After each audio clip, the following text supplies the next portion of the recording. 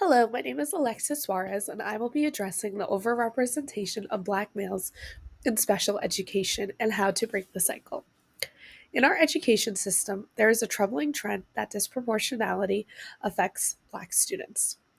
Despite making up only a portion of the student population, Black students are more likely to be identified as having disabilities and placed in special ed programs. Disproportionality in education impacts marginalized student populations, including students from racial, cultural, linguistic, and ethnic minority groups, as well as students with disabilities.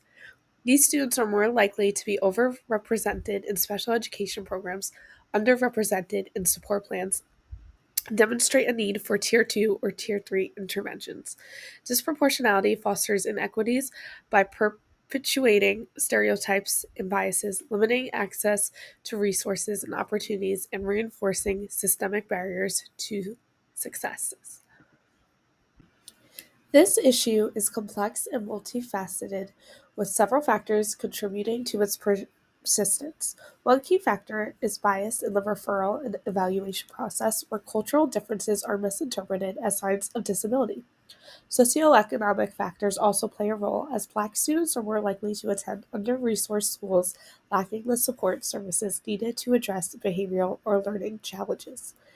Many studies have shown that African American males are overrepresented in special education, making up more than 50% of students in some districts, despite only comprising 13% to 33% of the student population.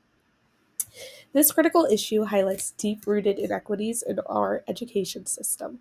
Some other statistics that I found very shocking are that Black male students are far more likely than white peers to drop out of school, with only about 60% earning high school diplomas, and that Black males are 3 times more likely to be suspended than white males.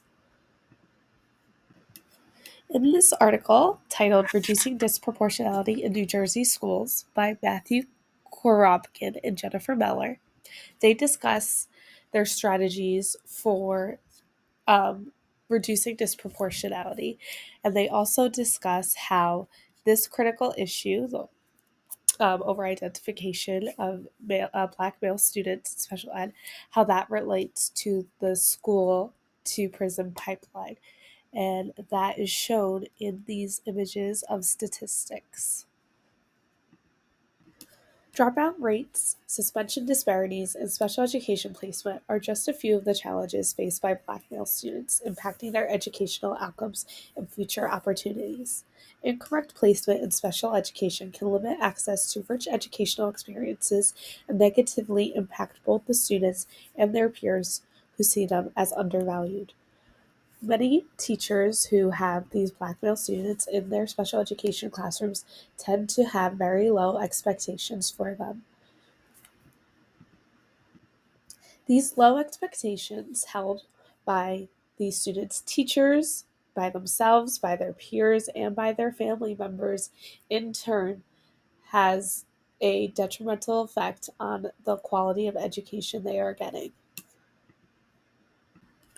Addressing this issue and ensuring equity for all students, educators, administrators, and school districts must take action. This includes educating staff, identifying the right students who need support, providing targeted interventions, and continuously evaluating and sharing successful strategies.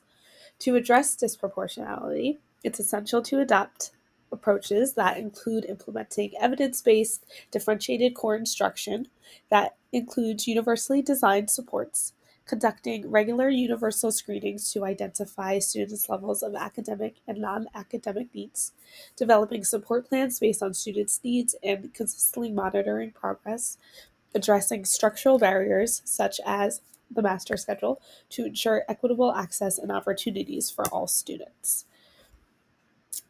Another way is developing cultural sensitivity in the classroom and the whole school, guiding high quality instruction, enhancing home and school collaboration, supporting culturally appropriate instruction and assessment, providing effective educational and behavioral supports, and monitoring progress and problem solving can all help address this issue. In addition to improving identification practices, There's a need for comprehensive social policies to help disadvantaged children, including expanding income support, reducing food insecurity, and improving access to healthcare. Policymakers should focus on reducing child poverty and improving the equity and quality of general education, recognizing that schools alone cannot address the systemic disadvantages faced by many children. As educators, we must be vigilant in monitoring student data, advocating for equitable practices, and continuously reflecting on our own biases and assumptions. As an educator, addressing disproportionality is a critical part of my current and future role. I'm committed to advocating for all students, especially those from marginalized backgrounds, and ensuring that they have access to the resources and support they need to succeed. The issue has this issue has fueled my passion for creating inclusive and equitable learning environments and has shaped my approach to teaching and learning. The driving force of my interest in this topic is a commitment to equity and social justice in education. I'm passionate about ensuring that all students have access to high quality education and equitable opportunities for success. In the school that I'm in now, in the City School District of Albany, I've been seeing this topic in a lot of classrooms, and it is very disheartening to see the lack of quality of education that these minority students, especially in special education, get. By working together, I hope we can create a more equitable education system for all students.